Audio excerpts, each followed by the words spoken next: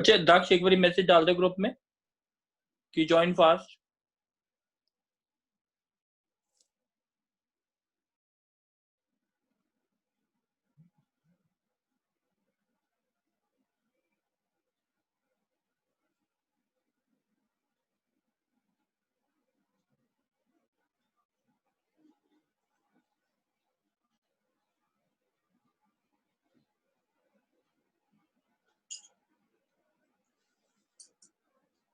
चलो स्टार्ट करते हैं, ट्राई करते हैं, 3-4 क्वेश्चन और लेते हैं। क्वेश्चन आता है तरुण। Yes sir.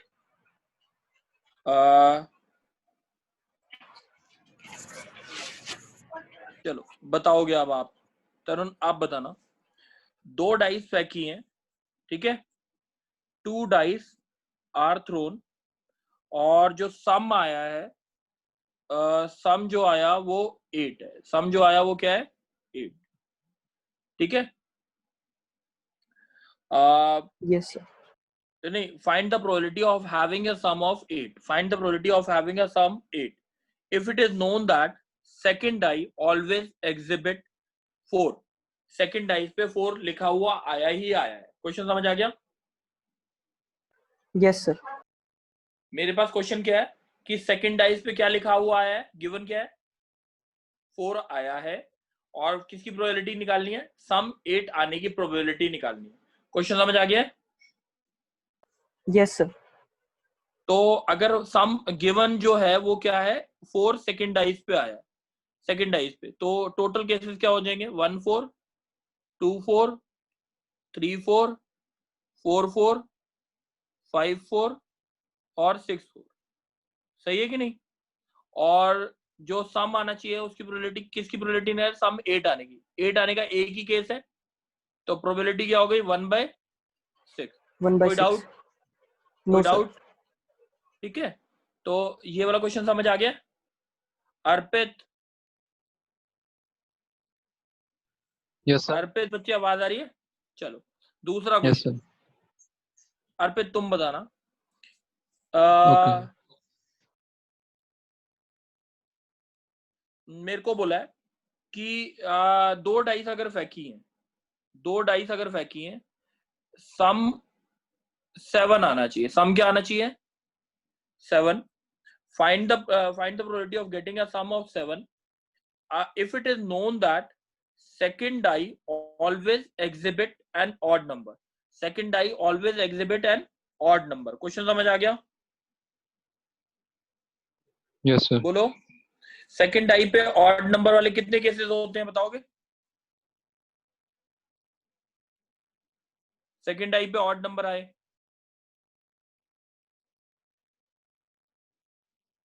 बोलो अर्पित। 18। 18 कौन कौन से केसेस जल्दी बता दो? 1 1, 2 1, 3 1, 4 1, 5 1 और 6 1, यही होते ना? और ऐसी आपका क्या आएगा? क्या आएगा? ये 1 3, 2 3, 3 3, 4 3, 5 3 और 6 3। और फिर क्या आया? 1 5, 2 5, 3 5, 4 5, 5 5 और 6 5। यही है ना 4 केसेस? ये टोटल 18 केसेस। अब सम क्या आना चाहिए जल्दी बताओ? सम क्या आना चाहिए? 7। कौन कौन से केसेस है 7 वाले? देखो एक बारी। 6 1 2 5 और 4 3। हाँ 3 केसेस आ गए और टोटल 18। Answer is 1/6। डाउट है? No sir. ठीक है। अच्छा अब मेरे को ये बोलो, कौन बोलेगा? कुणाल। Yes sir. हाँ कुणाल, एक जना जो 12th वाला कुणाल है, ड्रॉपर नहीं, कुणाल 12th वाला, ठीक है। मैंने बोला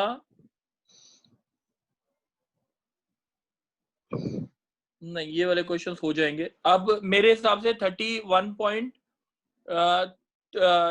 जो 3 थी वो हो जानी चाहिए आपसे।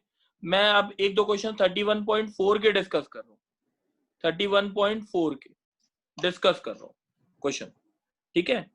अब इसमें चेक करना होता है कि इवेंट्स इंडिपेंडेंट है कि नहीं है, इंडिपेंडेंट है कि नहीं है। इसके मैं कुछ क्वेश्चन डिस्कस करूंगा, सारे क्वेश्चन अभी इसमें 25 हैं, इसको डिस्कस कर लेते हैं। इंडिपेंडेंट का मतलब ये होता है अगर P of A intersection B is equal to PA into PB के बराबर है तो इवेंट्स को हम क्या बोलेंगे, इंडिपेंडेंट है, नहीं तो इंडिपेंडेंट इवेंट नहीं है। क्वेश्चन समझ आ गया कुणाल? ठीक है। अब कुणाल एक चीज बताना, A है, दो डाइस रखी हैं, A है the first throw results in a head, first throw results in a head, ठीक है। और B क्या है, the last throw results in a tail, second, ये दो बार ही फेंके ना, last throw results in a tail. Question समझ आ गया? Yes sir. अच्छा, दो डाइस फेंकी हैं, केसेस क्या क्या बनेंगे जल्दी बताओ। Head tail, head head, tail head, tail tail. अब क्या गिवन क्या है, ए क्या है सर फर्स्ट पे हेड। फर्स्ट पे हेड, कितने केसेस हैं, ए की प्रोबेबिलिटी क्या होगी, 1 2, 2/4, समझ आ गई बात? Yes sir. अच्छा, पी बी की क्या है, लास्ट थ्रो रिजल्ट्स इन 1/2 क्या है, last throw results in tail. Tail. तो ये केस है और एक ये केस है, तो ये कितना हो गया, 2/4, 1/2। अच्छा, पी ए इंटरसेक्शन बी कितना है, यानी दोनों कॉमन केसेस कौन कौन से हैं, ये वाला केस कॉमन है कि नहीं, पहले फर्स्ट में हेड आया सेकंड पे टेल आया, कॉमन है ना? Yes sir. तो इसकी प्रोबेबिलिटी क्या हो गई, 1/4, 1/, तो अब ये चेक करो पी ए इंटू पीबी के बराबर है ये, P A into PB Yes, okay, sir. हाँ ये बराबर है, तो इसका मतलब क्या आ गया, the events are independent. Question में कोई डाउट? No sir. चलो, अब दूसरी चीज, अब हमारे पास क्वेश्चन आता है, ए जो है तीन कॉइन्स फेंके हैं, ठीक है। ए जो है और बी जो है, ए जो है एटलीस्ट 2 हेड्स आने चाहिए, ठीक है, और बी जो है एट मोस्ट 2 हेड्स आने चाहिए, सही है। आर द इवेंट्स इंडिपेंडेंट, ठीक है, इंडिपेंडेंट है कि नहीं है, क्वेश्चन में बताना है। क्वेश्चन समझ आ गया? Yes sir. चलो, ए टोटल कैसे बनाए, head head head, head head tail, head tail tail, head, head, tail, tail tail. Head head, tail tail head, tail head tail, और क्या है, हेड टेल टेल, और टेल टेल टेल, ये सारे हो गए 8 केसेस। अब Yes, sir. देखते हैं, एटलीस्ट 2 हेड्स, एटलीस्ट 2 हेड्स का मतलब क्या हो गया, यहां से यहां तक, ठीक है कि नहीं, कम से कम एक हेड तो आया ही ना। पी ए की वैल्यू कितनी आ गई आपके पास, 7/8 सर एटलीस्ट 2 हेड बोला है। एटलीस्ट 2, अच्छा sorry sorry sorry, at least 2 head ना, एक मिनट, एटलीस्ट 2 हेड में क्या हुआ हमारा, यहां से एटलीस्ट 2 हेड्स, यहां से यहां तक ना, सही है। Yes sir. 4/8 that is 1/2, doubt तो नहीं है? No sir. अब एट मोस्ट 2 हेड्स का मतलब क्या हुआ, क्या आएगा, ज्यादा से ज्यादा 2 हेड यहां से यहां तक, हाँ कि नहीं? Yes sir. कितना आया आंसर, 7/8। सही है। इंटरसेक्शन कितने हो गए, 3। अब दोनों का मल्टीप्लिकेशन देखो, पी ए इंटू पीबी के बराबर है कि नहीं, पी ए कितना, 7/8 इंटू 1/2, नहीं है बराबर, 7/16, तो इसका मतलब these events are not independent, these events are not independent. कोई डाउट? No, sir. डाउट तो नहीं है ना? No, sir. अच्छा चलो एक क्वेश्चन और देखते हैं। बोलेगा कौन? महक। Yes, महक, sir. ए और बी दो इंडिपेंडेंट इवेंट्स हैं। A and B are independent events. Independent events दे रखे हैं और गिवन है P A bar intersection B. A bar intersection B equals to 2/15 given है, और P A intersection B bar आपको गिवन है 1/6। सही है, आपको निकालना है पी बी निकालना है। क्वेश्चन समझ आ गया बच्चे? Yes, sir. डाउट तो नहीं है? No, sir. चलो अब P A bar intersection B का फॉर्मूला क्या होता है, जल्दी बोलो। PB minus PA intersection B. सही है, इक्वल्स टू 2/15। अब ये देखो पी ए इंटरसेक्शन बी क्या किसके बराबर होता है? P A into P B के। ठीक है, Yes, sir. क्योंकि इवेंट्स आर इंडिपेंडेंट और P A intersection B bar की वैल्यू गिवन थी, सॉरी ये ए इंटरसेक्शन बी बार है। सही है, अब इसका फॉर्मूला क्या होता है, जल्दी बोलो। PA minus PA intersection B. P A intersection B को लिख दिया P A into P B is equals to 1/6। इधर से कॉमन आ गया P A, 1 minus P B is equals to 1/6, और यहां से कॉमन आ गया P B into 1 minus P A is equals to 2/15। अब कैसे सॉल्व कर सकते हैं बच्चे, बताओगे? बोलो। देखो चलो एक बार मैं ही करता हूँ सॉल्व। यहाँ पे इसको, इस इक्वेशन को नंबर 1 मान रहा हूं मैं, और इस इक्वेशन को नंबर 2 मान रहा हूं। ठीक है, यहां से पी ए की वैल्यू निकाल लो, कितना आ जाएगा? 1/6 1 माइनस पी बी, ये पी ए की वैल्यू है। यहां पे डाल रहा हूं P B into 1 minus P A की value 1/6 into 1 minus P B is equals to 2/15। ठीक है, मेरे हिसाब से कैलकुलेशन हो सकती है कि नहीं? Yes, sir. हो जाएगी। हाँ हो जाएगी. चलो अब एक क्वेश्चन पूछ रहा हूं मैं, तरुण। Yes, sir. तरुण,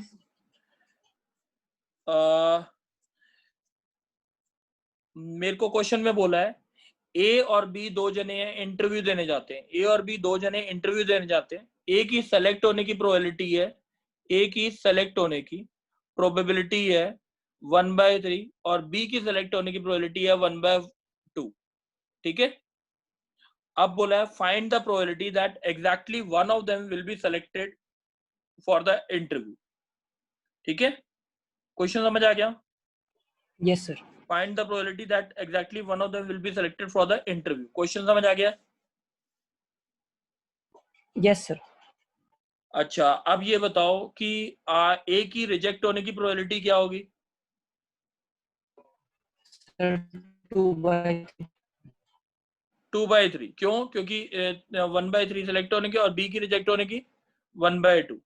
अब मैंने क्या बोला है, निकालना क्या है? 1/2. Exactly one of them will be selected, यानी एक जना सेलेक्ट हो जाए। एक जना सेलेक्ट होने का मतलब यह है ए सेलेक्ट हो गया और बी क्या हो गया? रिजेक्ट हो गया। सही है कि नहीं? ए अगर सेलेक्ट हो गया तो उसकी प्रोबेबिलिटी है 1/3 और बी रिजेक्ट हो गया उसकी प्रोबेबिलिटी है 1/2। ऐसी प्लस ए बी की सेलेक्ट होने की प्रोबेबिलिटी क्या है? 1/2 और ए की रिजेक्ट होने की प्रोबेबिलिटी क्या है? 2/3। केस कंप्लीट हो गया, आंसर आ गया 6। 2/3. 1 + 2 आंसर इज 1/2। डाउट है बच्चे? चलो No, sir. अब श्रेया, श्रेया, Yes, sir. श्रेया तुम बोलोगे अब।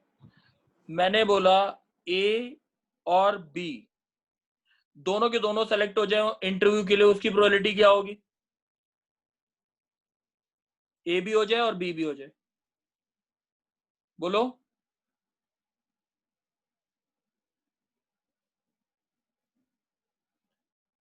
अर्पित तुम बोलो।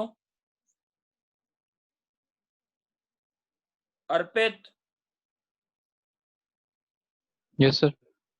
हाँ आंसर बोलो, ए और बी दोनों सेलेक्ट हो जाए।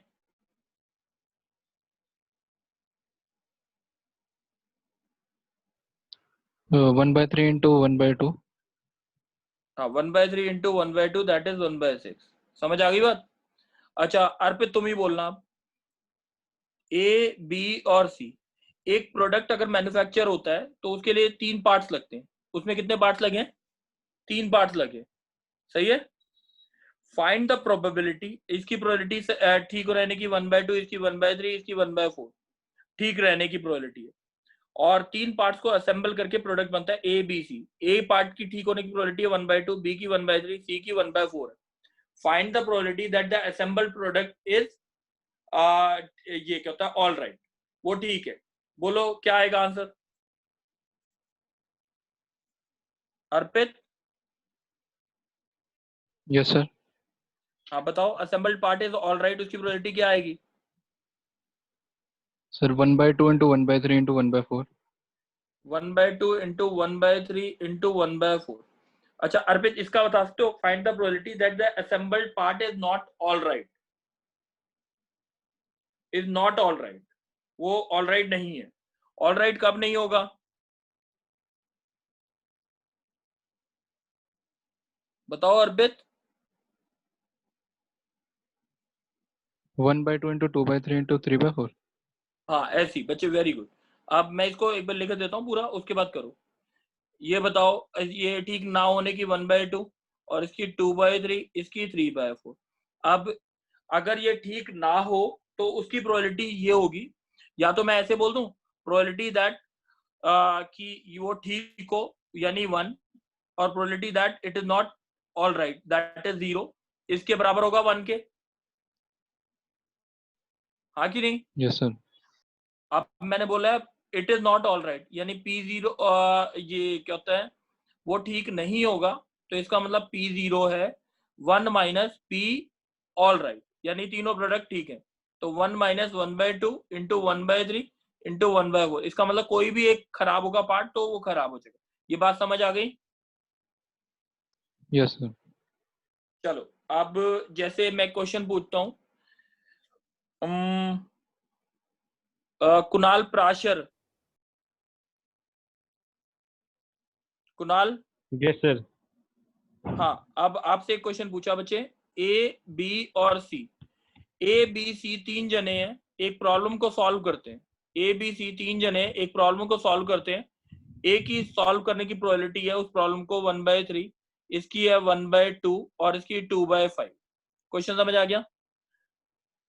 Yes, sir. Find the probability that the problem is solved. Question समझ आ गया?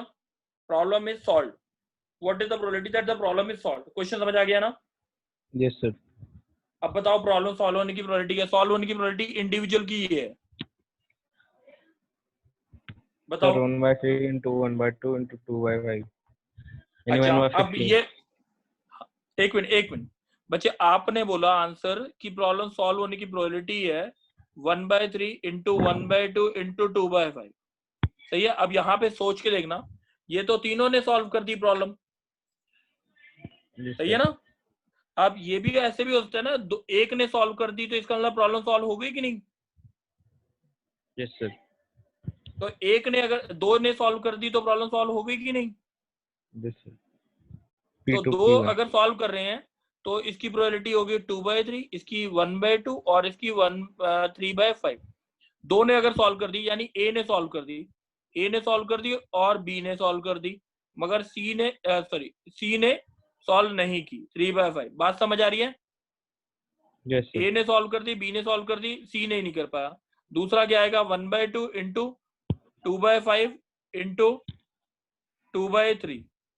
तीसरा केस होगा ये कहता है 2/5 1/3 इंटू 1/2, समझ आ गया ये? Yes, sir. अब अगर एक जने ने सॉल्व की तो क्या आएगा, यानी ये नहीं, तो ये आएगा आपका 1/3 1/2 into 2 into 3 by 3/5 5. 1/2 Yes. Into 3/5 into 2/3 1. Plus ये कहता है 2/5 इंटू 2/3 इंटू 1/2। बात समझ आ गई? Yes, sir. आप तीनों को अगर ऐड कर देंगे P1 plus P2 plus P3, the problem is solve. Question समझ आ गया? Yes, sir. आप इसको दूसरे तरीके से ऐसे कर सकते थे, P1 प्रॉब्लम minus सॉल्व होने की P0. Probability, problem not solve होने की probability equals to 1, problem solve is equals to 1 minus problem not solve. Not solve का मतलब कोई भी नहीं कर पाया। 1 माइनस 2 by 3 2/3 into पहले 1 by 2. Into 3/, 1 by 2 into 3 by 5. बात समझ आ गई है? Yes, sir. चलो अब मैं होमवर्क दे रहा हूँ, ट्राई करेंगे। होमवर्क बता देता हूँ कौन सा करना है। अब जो आपका होमवर्क है वो है 31.1 से लेके 31.4 तक पूरा है। सारी एक्सरसाइज पूरी करनी है। जिसके 7-8 पार्ट्स दे रखे हो उसका 2-2 पार्ट्स कर लेना, मगर वैसे ट्राई करना कि सारे हो जाए। और 31.5 में से भी होमवर्क है थोड़ा सा, वो मैं बोल देता हूँ। आप टोटली ट्राई करोगे 1 to 20 क्वेश्चन। 31.5 के 1 to 20 क्वेश्चन ट्राई करोगे। सही है? ये पूरा होमवर्क कंप्लीट होगा, कल तक कंप्लीट हो जाना चाहिए। कल मैं ट्राई करूंगा प्रोबेबिलिटी जो है वो आपका चैप्टर पूरा खत्म हो जाए कल। ठीक है, ट्राई करेंगे, ये पूरा का पूरा काम कर लेंगे बस। सही है, हो जाएगा सबसे। प्रशांत यस सर। कर लोगे बच्चे? मैं वीडियोस हाँ भेज जी। दूंगा, मगर कर लेना पूरा। ठीक है, चलो थैंक यू बच्चे।